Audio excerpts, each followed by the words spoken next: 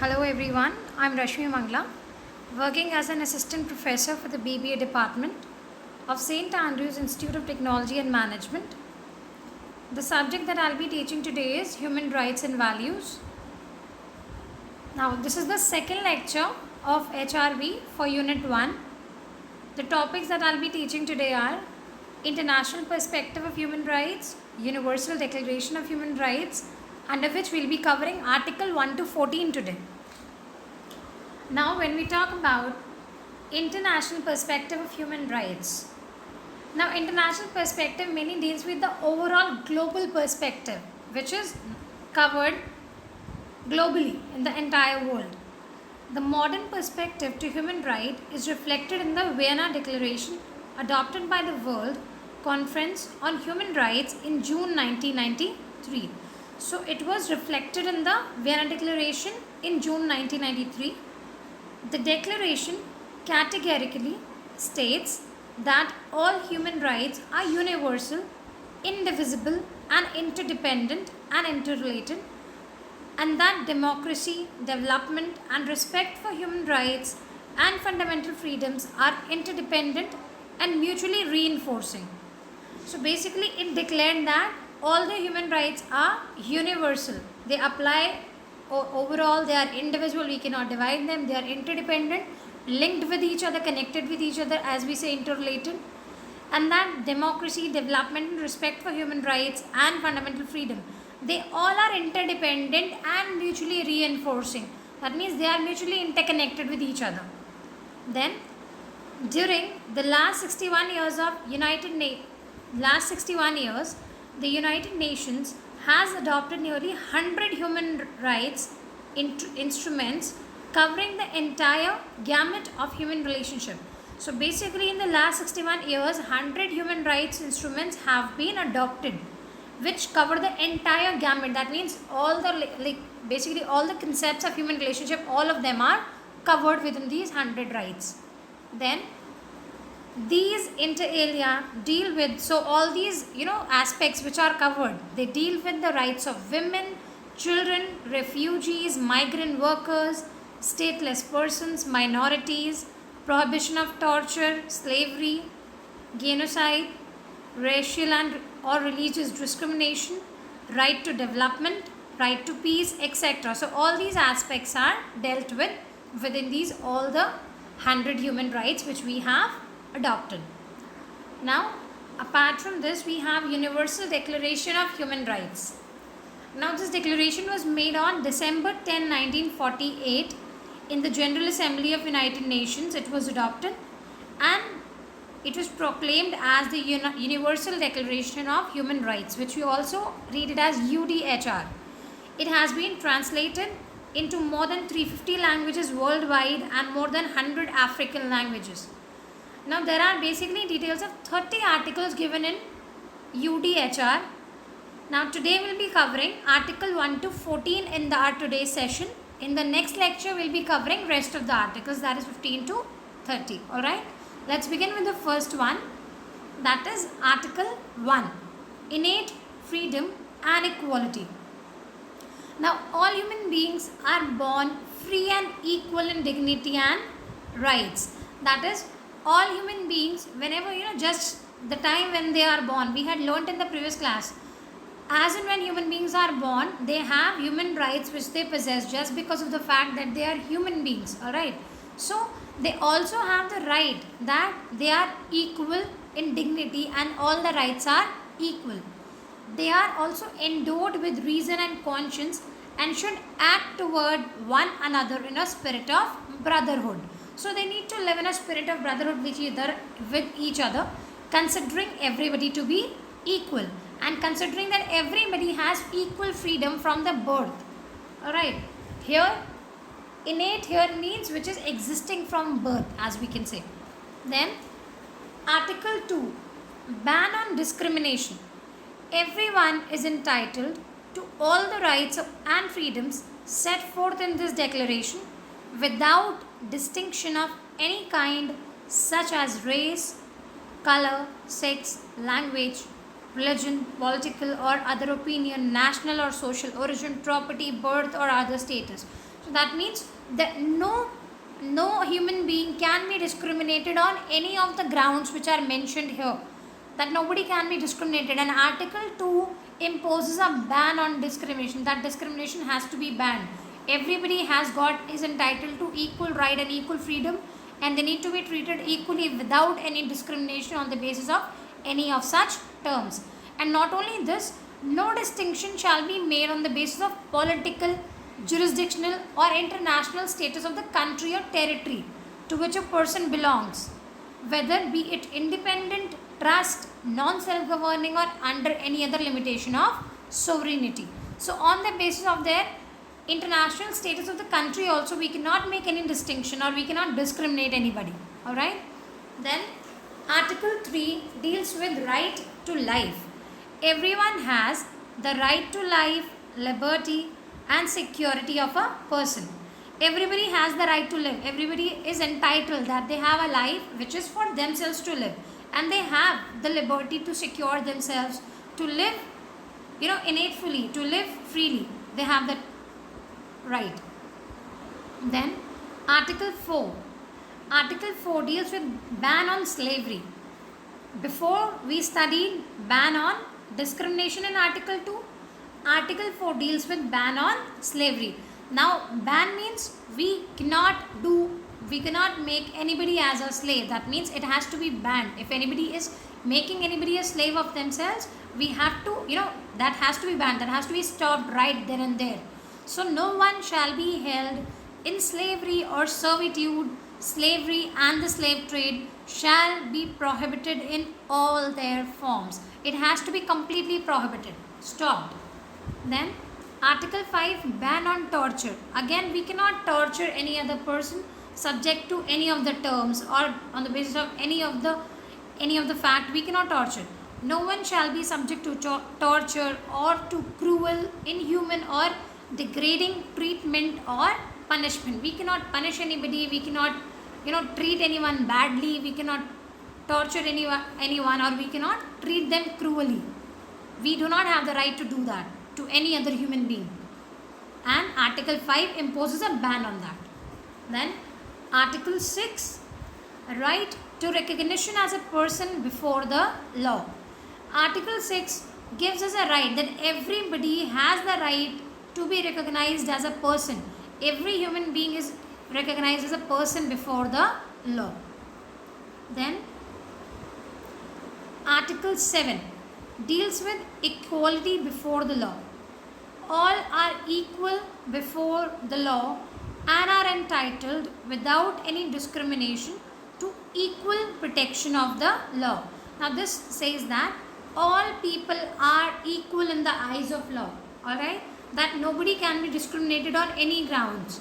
And all are entitled to equal protection against any discrimination in violation of this declaration and against any such, just a moment.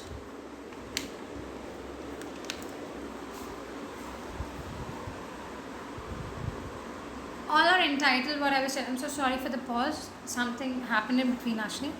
So I'll just repeat, all are entitled to equal protection against any discrimination in violation of this declaration and against any incitement to such discrimination. That means such discrimination cannot be done with anyone because everybody has to be treated equally in the eyes of law. Then next one, right to effective judiciary. Article 8. Everyone has the right to an effective remedy by the competent national tribunals for acts violating the fundamental rights granted him by the constitution or by law. So this says that everybody has the right to an effective remedy. That means they can derive the remedy from any competent national tribunal, from any of the tribunals for any act which violates the fundamental rights granted by him. We have certain fundamental rights which have been granted to us by the law or constitution, and if those rights are being violated by anybody, then we can claim for remedy against it. From whom we will claim the remedy? From the national tribunal. All right. Then Article 9, ban on arbitrary detention. No one shall be subjected to arbitrary arrest, detention, or exile. Now, arbitrary detention here basically means that arbitrary arrest or arbitrary detention, it means that such kind of arrest made of a person where there is no evidence that he has committed a crime, and when there is no evidence we cannot arrest any person against like without any uh, without any proper evidence that the crime has been committed by the specific person. Can we arrest them? No. So the Article 9 gives us ban on arbitrary detention, that nobody can be, we cannot do a detention or we cannot arrest anyone without the evidence. Article 10, right to public hearing. Everyone is entitled in full equality to a fair and public hearing, is entitled to a fair and public hearing by an independent and impartial tribunal in the determination of his rights and obligations and of any criminal charge against him. If anybody has filed a case against you of any criminal charge, or if anybody has imposed, say, any case against you, so what you will do? You will just go to the court and get a public hearing done for you yourself, so that you can just get rid of those charges which have been made against you. So that is a right which Article 10 gives us, that everybody has the right to public hearing. Everybody is entitled that they can have a fair and prominent public hearing by an independent and impartial tribunal. Impartial, the one who's not partial, the one who's unbiased. So we can get the public hearing done, and that is a right for us. Then Article 11, right to presumption of innocence. Everyone charged with a penal offence has the right to be presumed innocent until proved guilty according to law in a public trial at which he has had all the guarantees necessary for his defence. Now here everybody, right to presumption of innocence, that anybody who has been charged against any case, who has been charges have been put on him, but until and unless he has been proved guilty in the eyes of law, जब तक वो guilty prove नहीं हो जाता, so we will presume him to be innocent only. हम उसे innocent ही मानेंगे. We cannot consider him as a criminal until and unless his crime has been proved in the eyes of law.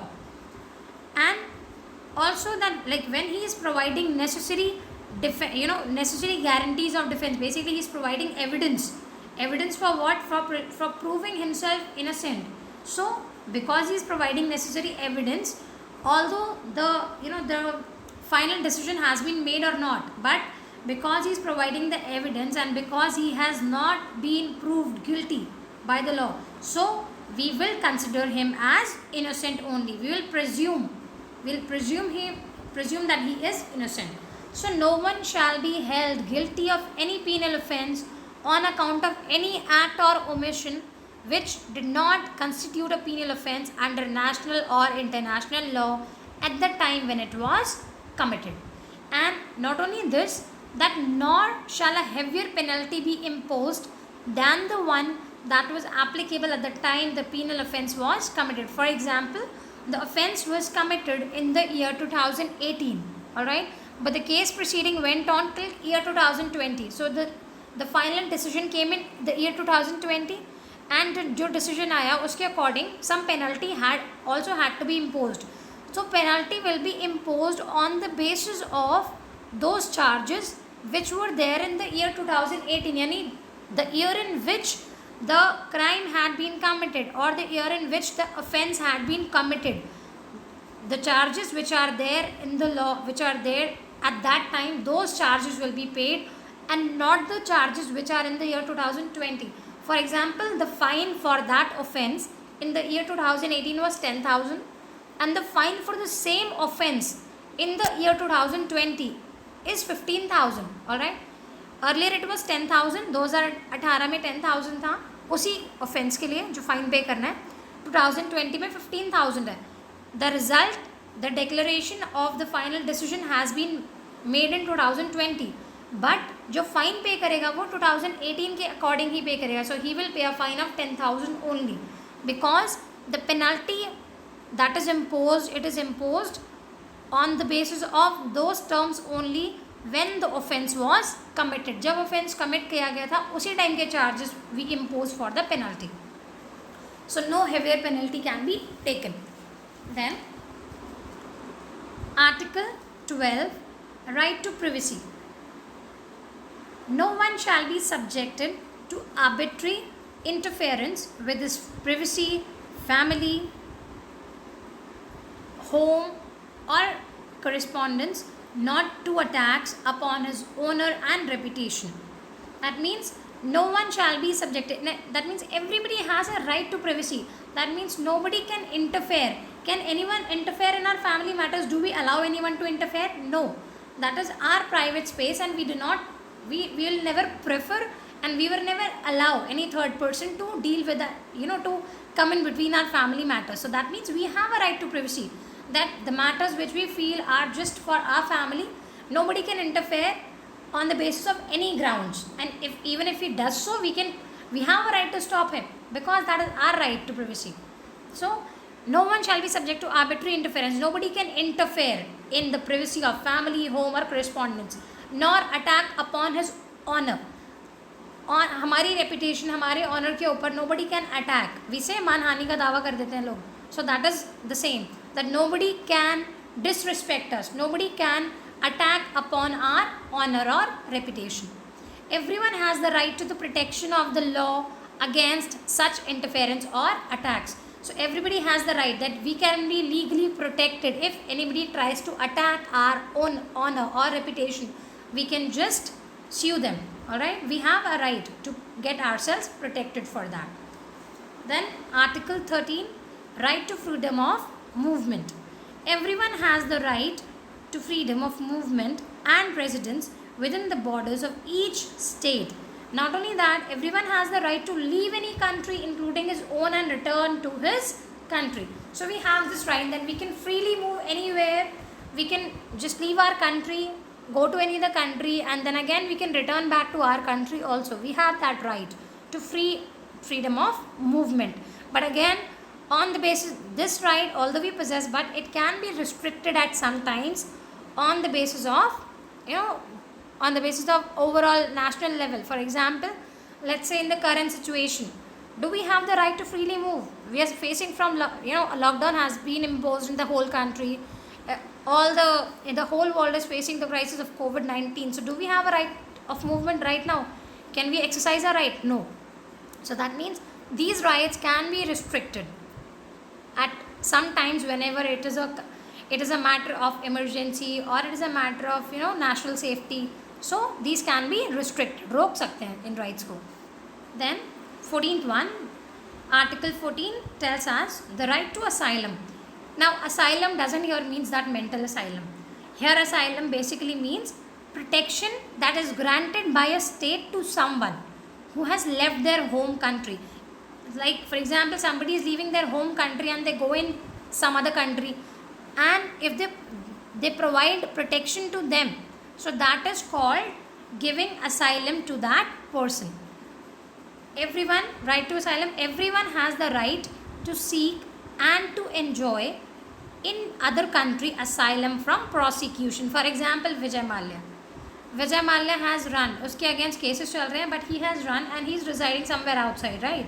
So again he is enjoying his right to asylum. वो यहाँ पे cases चल रहे हैं but वो फरार हो गया. So this is an example of asylum. Everybody has the right to seek and enjoy asylum in countries for prosecution. This right may not be invoked in the case of prosecutions, but this right cannot be invoked in case the prosecutions genuinely arising from non-political crimes or from acts contrary to the purposes and principles of United Nations. If the prosecutions are arising from such cases which contradict, जो UN के जो principles हैं उनको follow नहीं करते, उनको contradict करते हैं, अगर ऐसा कोई क्राइम है, then this right may be invoked, then this right cannot be exercised. उसको रोक दिया जाएगा इस right को. Alright? So these are the 14 articles that we have covered. We'll just quickly revise them. Article 1, what does it say? Article 1 gives us innate freedom and equality. Article 2 gives us ban on discrimination. Article 3 gives us right to life. Article 4 gives us ban on slavery. Article 5 gives us ban on torture. Article 6 gives us right to recognition as a person before the law. Article 7 gives us equality before the law. Article 8 gives us right to effective judiciary. Article 9 gives us ban on arbitrary detention. Article 10 gives us right to public hearing. Article 11 gives us right to the presumption of innocence. Article 12 gives us right to privacy. Article 13 gives us right to freedom of movement. And Article 14 gives us right to asylum. Now we have 15 more rights left, 16 more rights left in fact, Article 15 to Article 30. We'll be covering them in the next lecture, children. Stay tuned for that. Now there are some questions that have to be done by you. Only 2 of them are there which cover the entire topic. Explain the international perspective of human rights. State the rights enumerated in Article 1 to 14, the ones which we have revised just now. All those you have to state. And just describe them in brief also as I've written. Alright. So we're done for today. Stay tuned for the next